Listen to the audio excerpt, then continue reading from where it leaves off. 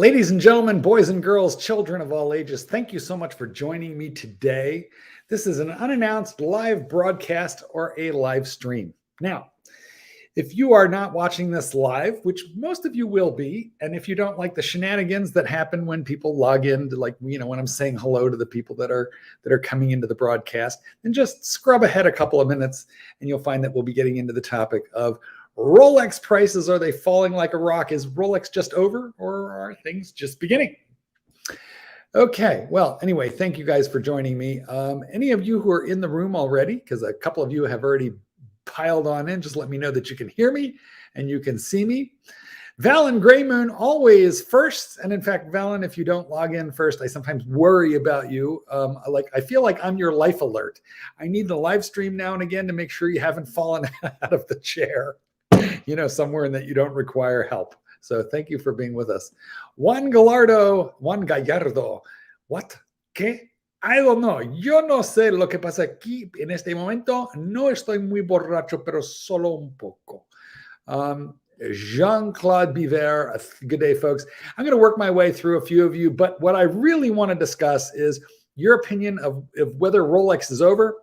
We'll talk a little bit about the slight entrenchment of prices that is happening right now. And I am particularly interested in your comments and questions that you might have about watches in general, but Rolex in particular. Glad that you're not, falling out of the chair anyplace. Mike from Central Illinois, James Smith from Hello, Juan Gallardo, sell now, boys. That would be, in my opinion, we should talk about that for a quick minute. In my opinion, that's terrible advice. First of all, Blue Shirt Buddha, may he rest in peace, said, never sell Rolex, never sell Rolex, never sell Rolex, especially don't sell Rolex Steel Sports. And honest to God, he was right. I mean, listen, fellas, even as prices are retrenching, they're still so far over retail, it's ridiculous. I bought a very lovely two-tone white face or cream color face Sky Dweller off of eBay, had it authenticated. It was a beautiful piece. I got it a couple of years ago for $13,000, wore it for a while, and then it just wasn't quite my cup of tea. I kind of miss it now. Seller's remorse. I have seller's remorse for that Sky Dweller. And I sold it. I kept it for about a year, and then I sold it maybe a year ago to David SW. And I got more than I paid, a bit more. So I think I sold it for like 14.5. So I made a couple of shekels on it. And then I just went on to David SW and I saw the exact same watch. Mine, I'm sure, is long gone, but I saw the exact same model that David was selling for $25,000. So Rolex is still up, guys. I don't know. I think selling now, you would regret it. You'd be selling at the low. Nabano 7777. Good to see you. And GJ, thank you so much for joining us and telling me that that you can hear me. Jean-Claude Beaver, prices have retracted from the stupid levels they got to. It's true, but they haven't retracted like a lot. For example, I just saw a couple of Daytona Pandas on Watchbox for call it 45, down from what, 50? So what is that? Down like 10%? Down 10% from a 300% increase? It's like hardly a decrease at all. I mean, if you look at what's happening right now with the stock market and how far that has retrenched, Rolex has retrenched a small fraction of what the stock market has been. So your Rolex portfolio is doing better than your Tesla portfolio, no doubt. They've stabilized at something, okay, but still a bit crazy. I agree. The thing is that there's plenty of Tesla to go around, but there's only X number of Rolexes. So, and not only that, you can wear it. Quick fist watch check. I am wearing the newest in my collection. This is a watch. This is the genius of Rolex, fellas. The genius of Rolex. This is a watch that interested nobody and not me. I mean, I know the old 39 millimeter version of this had and still has its fans, but this watch never called my attention until it blew itself up to 41 millimeters, the OP41, which in reality really is like 39.5 millimeters, but the dial is bigger. So there's there's definitely more wrist presence here. I just love this watch. It's about a $6,000 retail, something like that, $6,100 retail, something right in that range.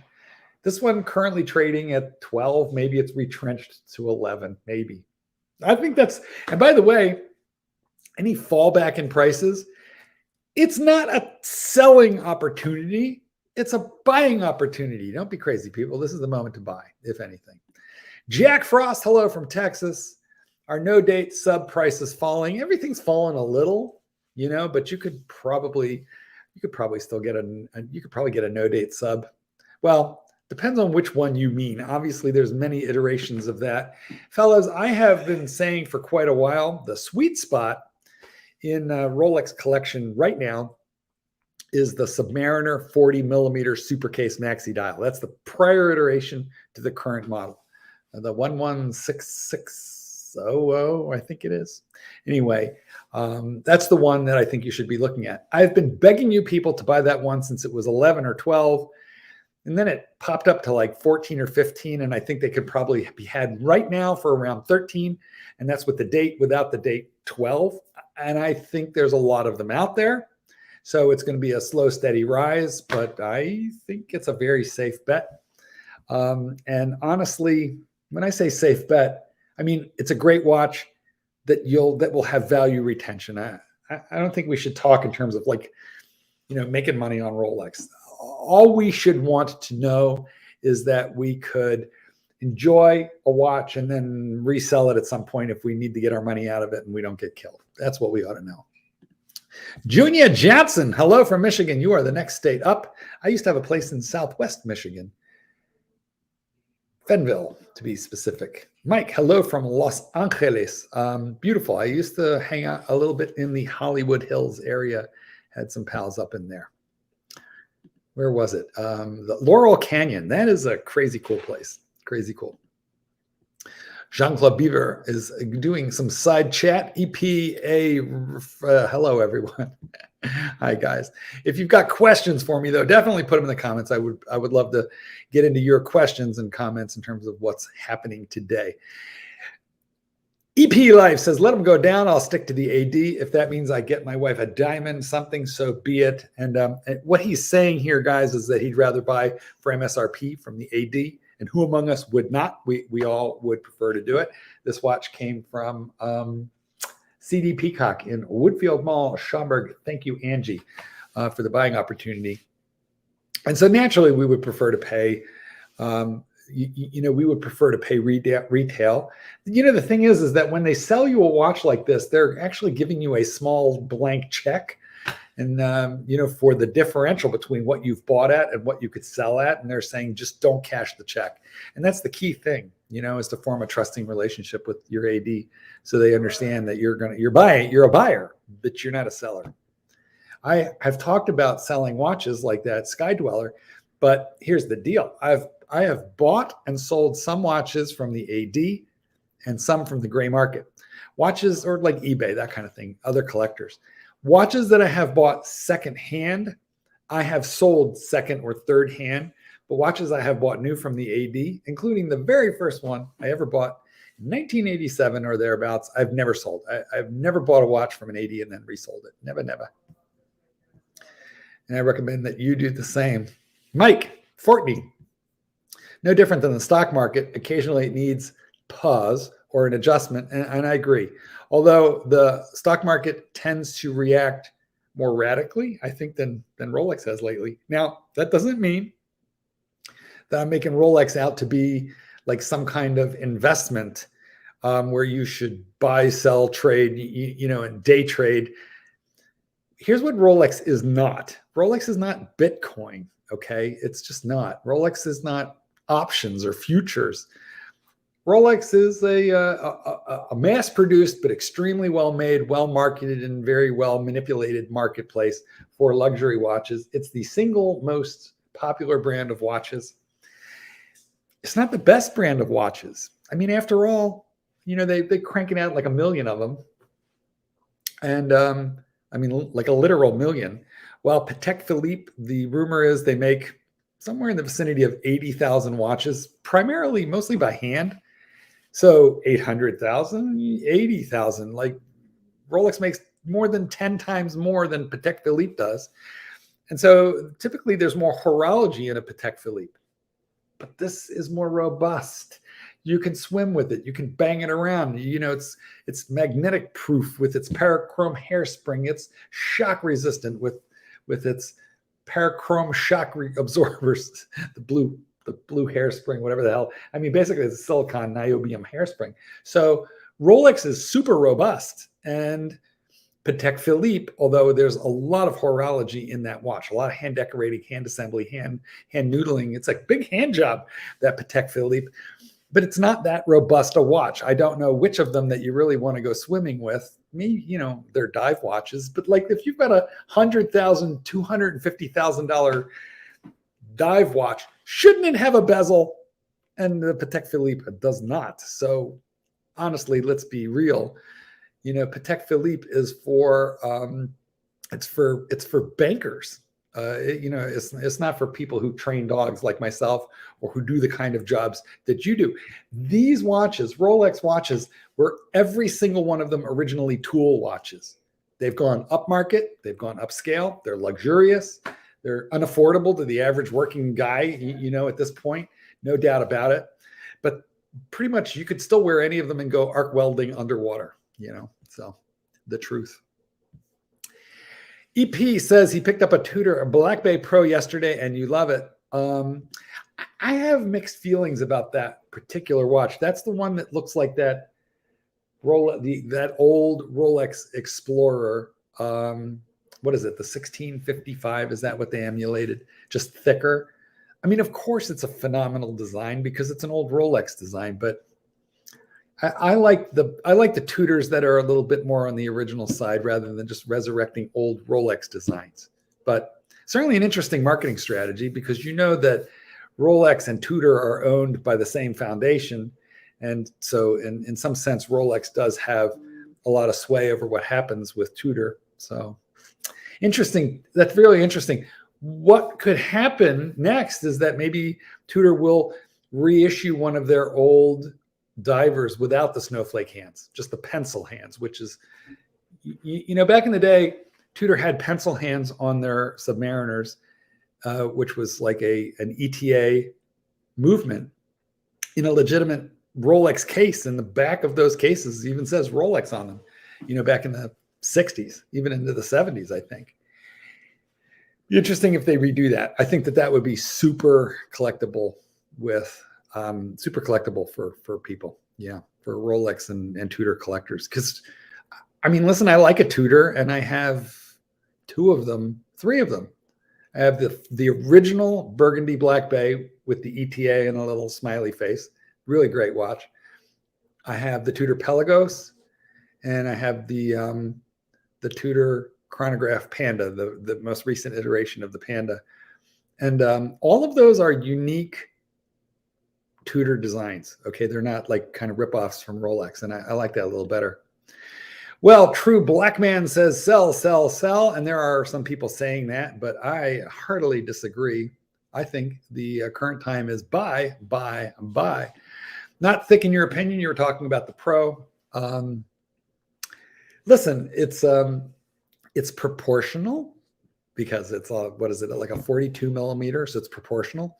But it's not quite true to the Rolex proportions.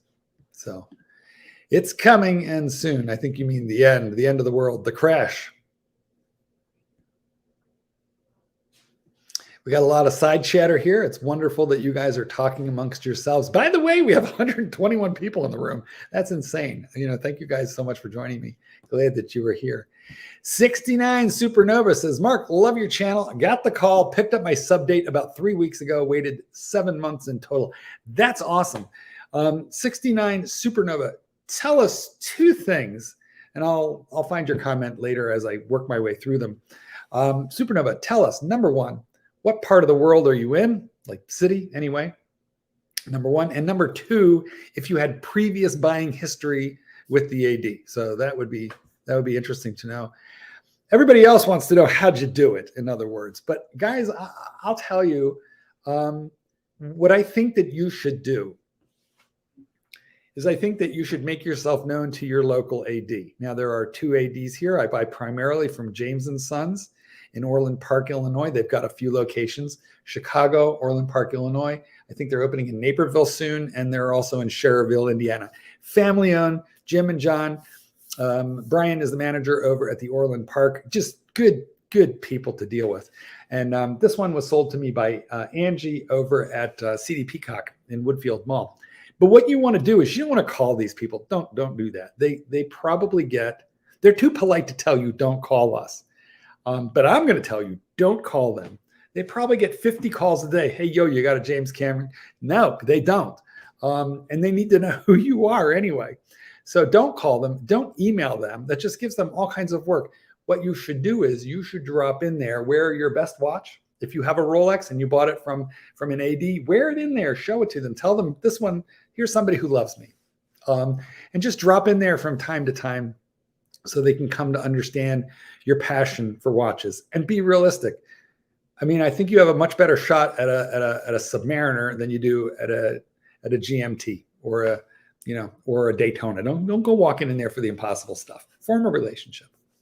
That's my advice, guys. Jean-Claude Beaver, the bright blue is the pick for me. Well, the reason that I wanted this one, I put the order in for this 6 months ago. That's how long it took me to get this, which I don't think is unreasonable at all. I had the turquoise I bought on the gray market, bought from David SW, with my ear to the ground because I heard that it was going to be discontinued, and true enough, the 41 millimeter was in fact discontinued. And I figured once the turquoise would be discontinued, you can hardly tell here right now, but I'll throw a little light on this, but you can hardly tell. But you know, this is a nice blue. Oh, it's really hard for me to make this work, guys. Sorry. You can kind of get a glimpse of it here. It's just a beautiful blue. If you really want to see what it actually looks like, you can follow me on Instagram. I posted a picture of this just a day or two ago. And my Instagram is Chicago_dog_trainer. And so just go over there and take a look at this watch under proper lighting conditions. And it's absolutely gorgeous. But basically, it's now the only blue. And you know how people love blue. So I figured this would be the one to have. And I love blue. So I got it more for me than for you, but I just love it. Plus, you know, I feel like this is a watch that you can beat up and then polish later if you need to. So, okie dokie. You wanted the bright blue from the start. It is beautiful. And I see it's your avatar. So nice. Yeah. One of my favorites. Samuel Burton, these people saying sell, sell, sell want the price to drop because they missed the boat before prices are got wild. Then I agree. And also probably they don't have any. So I'm with you, Samuel. I think, listen, I'm not going to mock people who don't have Rolex. It's an incredibly painful buy. I mean, even at the AD, it's a little painful. If you've ever swiped your card for, $10,000, it's like, I don't know about you folks, but I am not like independently, insanely wealthy. I work for a living. I mean, look how I'm dressed, people. This is my dog trainer, get up for today. And it's well worn, like, look how raggedy I am. It's really funny, wearing a $6,000 watch and, like I look like I was just, came out of Goodwill or, I look like a bum, but I got a kennel full of dogs who don't care. But I work for a living and Rolex has traditionally been for people who work hard for a living. And that's me. And if it's you, props, guys. I'm with you. It's not an easy buy. 2 ADs gave them all the birthday stuff. 2 hopes, one being Bob. I don't understand. That's some crosstalk, I think. Jean-Claude Bieber, January to March 22 was unprecedented as far as following Rolex in the market, watching pieces go up hundreds each day. It was nuts. It was a little unsustainable. And what we're seeing now, I think, is a retrenchment. But guess what happens typically after a pullback? So yeah, I don't think this is a bubble that has burst. I don't think that's fair. I think this is what you would call a rational adjustment of the marketplace. And if anything, it represents a buying opportunity. I mean, heck, you can get a Daytona $5,000 cheaper today than you could yesterday. As far as I'm concerned, even though I have one, that's a good thing. That's a good thing. Also, a new day AD popped up, did prearranged meetings for registering interest. Hilarious. Well, again, I know how irritating it is to have to massage the AD, but this is the world that we live in. I didn't make the game. I didn't make the rules. I'm just playing by the same rules as the rest of you guys.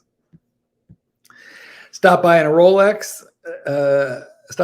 dealer in New York City. She was selling a 2016 Hulk 32K. I said, really? This is an all steel watch? Yes. Well, first off, obviously, I don't know whether you were at an AD or a seller of used Rolex, but a lot of ADs sell used Rolex. And when they buy a used Rolex, they're then allowed to resell it, pretty much for whatever they want. And which, by the way, guys, is kind of a reasonable way to form a relationship. If you're going to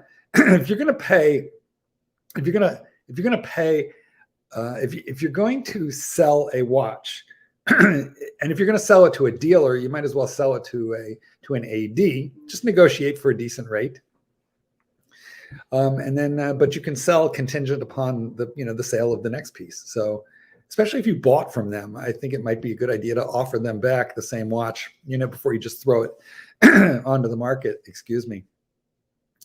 32. It doesn't surprise me that a Rolex dealer would be selling for 32. Now you can find them on Chrono all day long for like 30, which is a couple $1,000s less. But this is a bricks and mortar retail establishment with a high rent in New York City. So duh. I don't think that's, don't get me wrong. I think it's crazy that a watch that back in 2016, used secondhand, you could buy it for $7,000, $7,500, because it was under retail because nobody wanted them.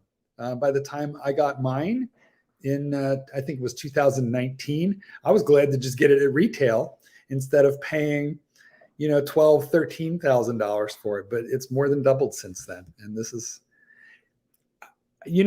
I like owning watches that are worth more than I paid because there's just a certain satisfaction, in playing the game that way. On the one hand, on the other hand, it becomes worrisome to wear them. Insure them, keep them. So I just feel like they've bubbled faster than is healthy for the hobby, because it's not for me. There's a certain economic game at play here that does. I'm not oblivious to it, but I never got into watches to make money. I got into watches because I love looking at them and feeling them and touching them and knowing what they are and the history behind them. So I think a watch market that bubbles off the hook attracts undesirables into the game, and I don't like that at all. Evening from Detroit, Rodney. Thank you for the birthday wishes. That was yesterday, and I did. I had a good time. Hans, and to think the last Rolex I bought was 2016. Big birthday. I walked in and bought my Hulk, and back then you could buy one right off the shelf. In fact, you could have negotiated for a small discount. Someone sending messages, crying, kicking, and screaming for a collapse. Such a shame wanting something like that. Well, people who have been left behind by the market are naturally bitter. I understand. It's just human nature. Kareem, regarding the rarity of Rolex defects, I noticed superficial scratches on the sunburst dial on my Rolex. I thought I was unlucky, but Google shows reports of similar experiences. Thoughts? Okay, well, I think we can blame Bruce Williams. I love you, Bruce. But I think we can blame Bruce Williams and Guy over at Bluefish Watches. Let me clear my throat. Give me 2 seconds. Okay. I think we can blame fellows like this with good cameras. I myself film everything on an iPhone, except for this, which I'm filming on a potato, which is, my Macintosh, my MacBook Air. But, some of these people have really good cameras. And in fact, pretty much everybody with an iPhone 12 or better, even iPhone 11 and better, we've got incredible magnification. And so what we do is we look at these Rolexes in a close-up way that nobody ever looked at a watch prior, ever. Believe me, I could not stand up to that kind of a scrutiny. And neither can your average luxury watch. Most watches were not intended to be magnified by 10, 20, 30, 40, 50 times.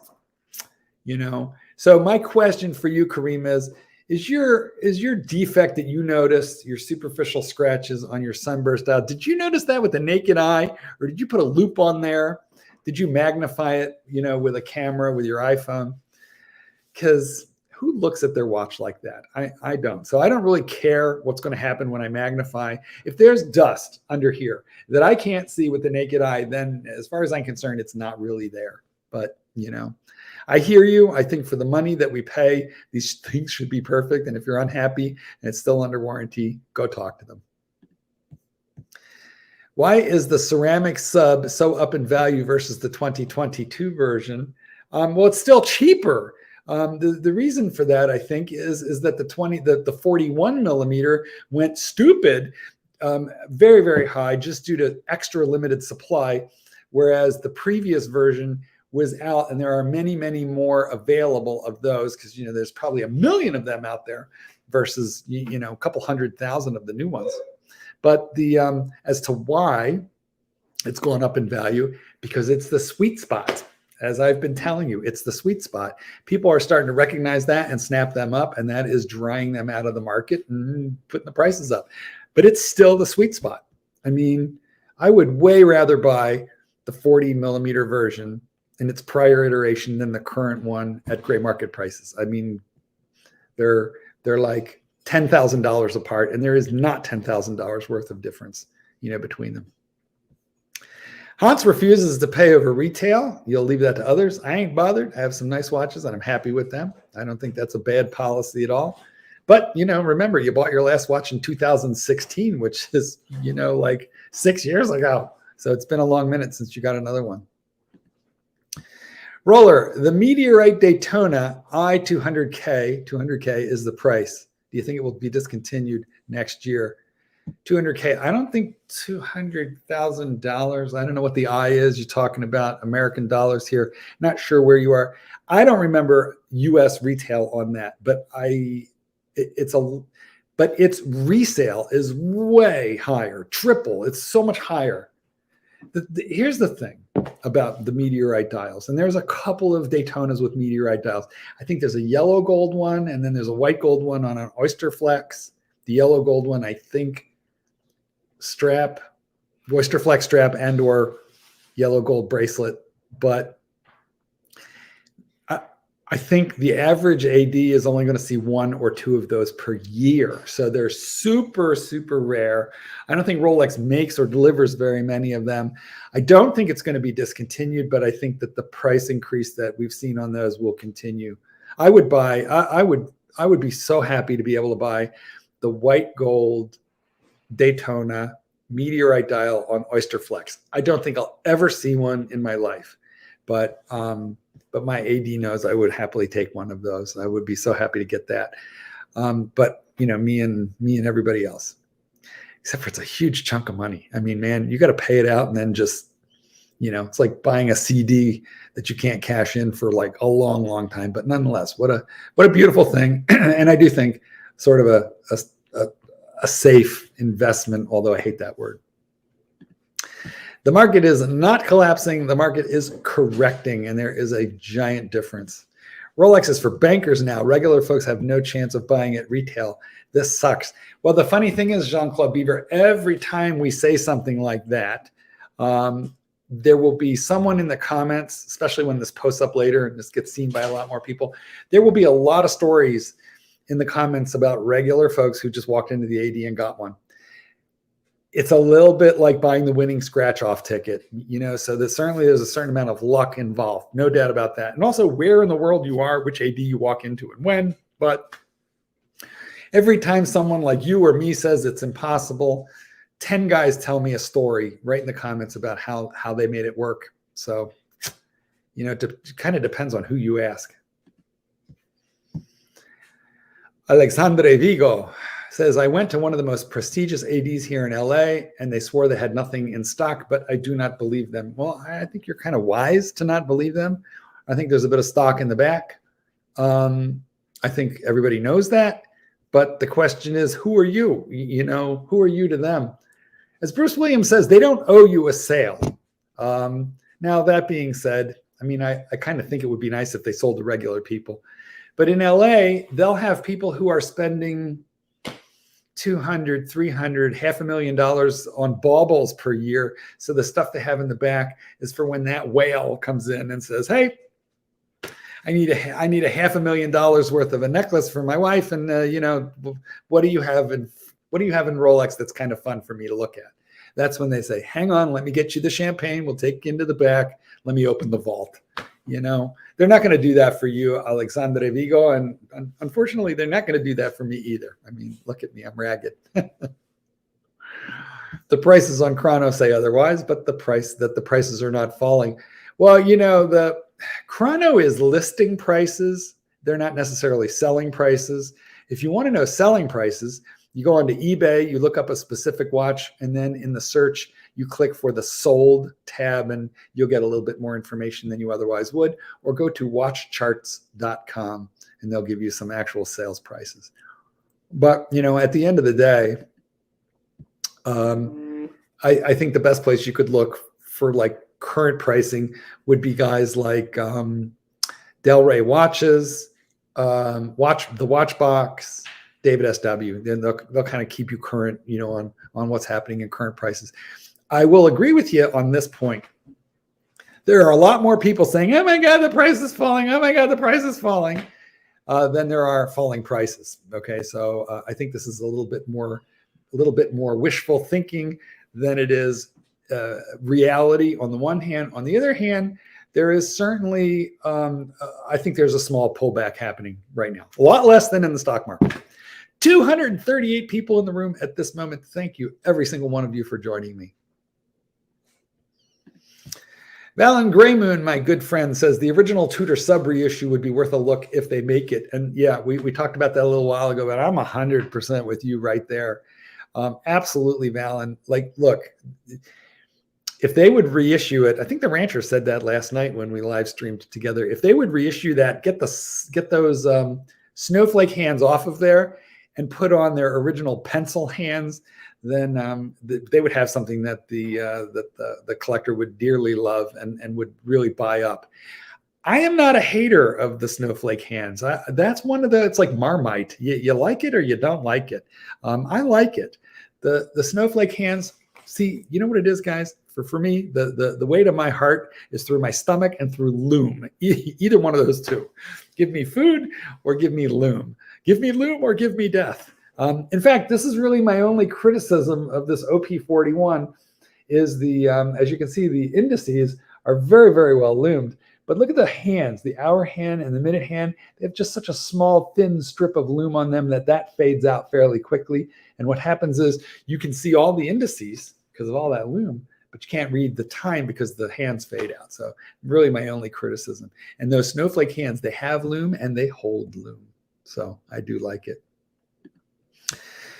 If we have a shakeout in investment class assets, trust me, JCB, you will be able to get rollies again. Too many watches in the secondary market, and that will become a fire sale. Maybe. But I tend to think, look, if I were a gray market dealer and things were in a little bit of free fall, I wouldn't be panicking and trying to sell. I would just hold. And that's what I think they're doing, which is why somebody earlier noted that the Chrono 24 prices are not in free fall. And that's because I think the dealers are just saying, hey, we've seen this before. We got a 5 or a 10% correction here. And by the time turn around in another month, 2 months, it's going to be up 15%. So I'm going to leave my prices right here and I'm not selling until the price, merits what I want to sell for. And I don't know. It's a commodity item. There's plenty of them out there. So I can't argue with that point, but I don't think that the market is in free fall. I don't think so. I believe there's intrinsic value, much like gold, which is crazy. 251 of you in the room right now. Thank you all for joining me so much. Junior Johnson doesn't like the Mercedes hands, and Junior, you're in fair company. But the guys, correct me if I'm wrong, but I'm pretty sure those old Tudor pencil hands did not have the Mercedes logo or symbol on there. I think they were just pencil hands. Louis V 350 says, what's more difficult to get from the AD? Rolex. But of all of those, there's of all the difficult things to get are basically in this order: Daytona, GMT, Submariner. I mean, I'm generalizing, but those are the toughy things to get. The Notorious Kid says, buy the dip. I absolutely agree. The only problem is it's hard to buy the dip unless you're buying on the gray market, but you really can't buy the dip on the at the AD because the AD ain't dipping. In fact, the AD is going up. That's another thing, guys. A little bit of the play, the economic play that I think is happening with Rolex is, you have Rolex over here, and they don't sell to people like you and me. They sell to a distribution network of independent jewelry stores called the AD, and they've got thousands of them all around the world. And those ADs, which are jewelers, some of them are one store units owned by a family. Others are corporate with, dozens of locations and everything in between. They sell to people like us, theoretically. The gray market buys wherever they buy. They buy from some bad ADs, and they buy from collectors who are flipping through watches. And why does Rolex tolerate these insanely high gray market prices when they have the wherewithal to shut the gray market down? In my opinion, they could do that. I don't want to really get lost in the minutia of how they could do it, but I really think that if they wanted the kneecap, just like boom, bust a cap in the knee, right at the gray market, I believe that they could do that. But I think it's an unholy alliance. Okay, that's what I think. It's an unholy alliance, and I think what's happening right now is Rolex is working their prices up, and the gray market's helping them do that. And I think that Rolex eventually wants to be priced in the realm of Patek, twice the price, half the horology. That's the end goal. And right now, the gray market's helping them do it. No way it's coming. Poopy fingers. I love your name. The market is rock solid, and meaning the crash. No way it's coming. And I am agreeing with you. Where's the sibling?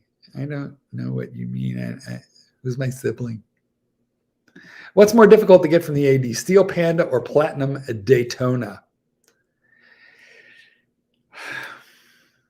I mean, listen, there's 100 to 1 guys asking for the Steel Panda because the Steel Panda retails now at like $14,000.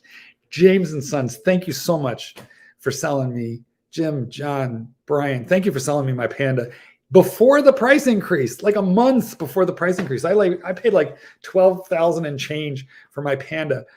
There are just hundreds, thousands. Every AD is just, you can't believe how much traffic they get looking for that Steel Panda because it's priced. Don't get me wrong, $12,000, $14,000. It's a lot of money, but it's worth so much more than what you buy. And so it attracts a lot of flippers the way flypaper does, like flies the honey. The Platinum Daytona, while extremely rare, is an enormous outlay of money. So I think there are more people asking for the Steel Panda than for the Platinum Daytona, just due to the outlay of fundage that it would cost to get one. You picked up a sub two-tone blue dial. I tried that on yesterday. It was the first time. Yesterday, my birthday, when I went over to CD Peacock, and they had a two-tone blues, the exhibition only. At least you can see them, and I had never worn the 41 millimeter.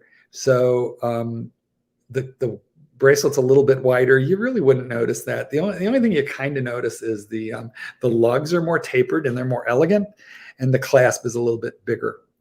So it's not unwieldy, but it's definitely a little bit bigger. But good for you. That's an incredible watch. I just tried it on yesterday. This is beautiful.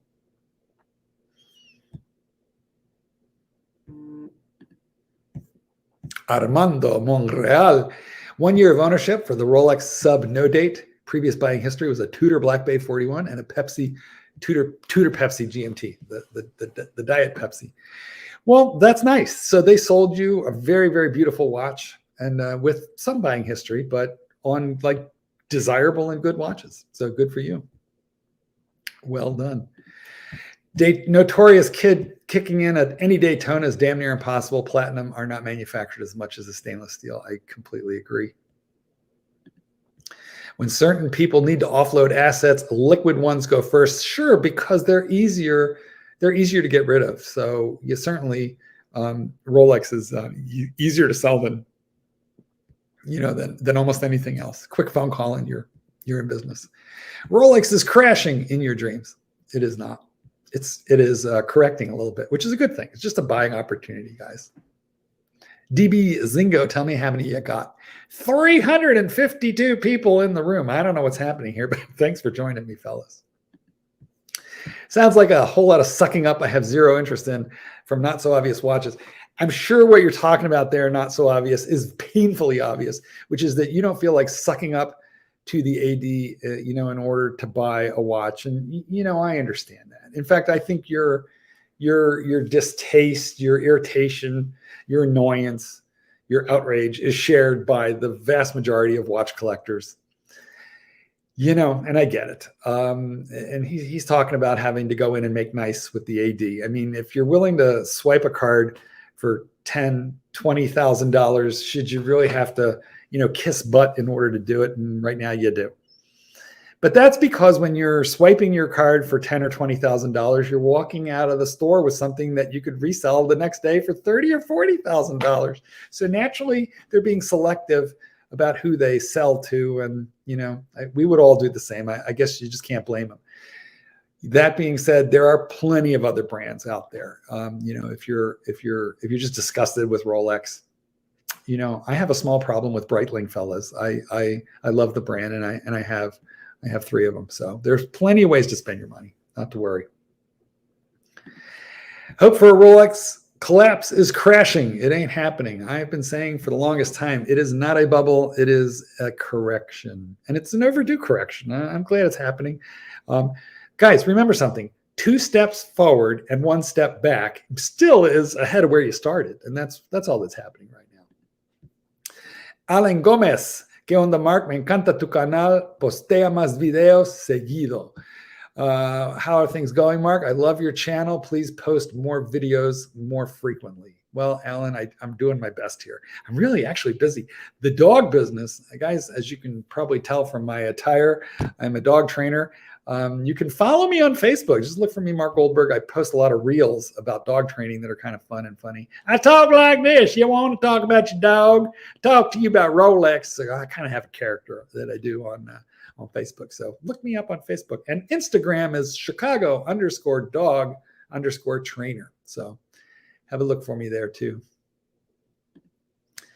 Is it? That's interesting. So the 40 millimeter is higher in value than the current. I don't know why that would be. I'd have to check you on that. I'm not entirely sure I agree with your police work there, Lou, but I guess I'll have to take your word for it. But that doesn't sound right. Guys, I will be with you for about another 5 minutes, and then I'm going to have to log off. I got a family Zoom, so got to hang out with my people. Hang out with the fam. Dark Star, I don't like the fact that there are Rolex clients that are just buying as much Rolex as they can get from the AD and then storing them in the safe as a hedge on inflation. I don't like that either. I think you should feel the steal. Now, it is a little nerve-wracking wearing a Panda that's worth $40,000 or $50,000 depending on where you're going. So we're wearing a Hulk that, I bought for $9,000, that's a lot of money, $9,000, but I'm seeing them online for, $32,000. You don't always are going to feel good about walking around wearing those things. So as far as I'm concerned, if the prices retrench a little back to reality and I can wear my watches a little bit more, that's fine. One of the things I like about this one is it doesn't scream Rolex. I mean, it's a Rolex, super well built, but to me, this one doesn't scream, steal me. So feels a little better. GT Man visits his Rolex AD every 2 to 3 weeks, spends about 30 minutes in the morning speaking with the manager, looking for the Platinum, Day Date, or Daytona. And I think that's the way to go about it, is to just get to know them. I hear from a lot of people who form the relationship exactly like that, just by being, you don't want to be pesty. 2 weeks seems like a lot.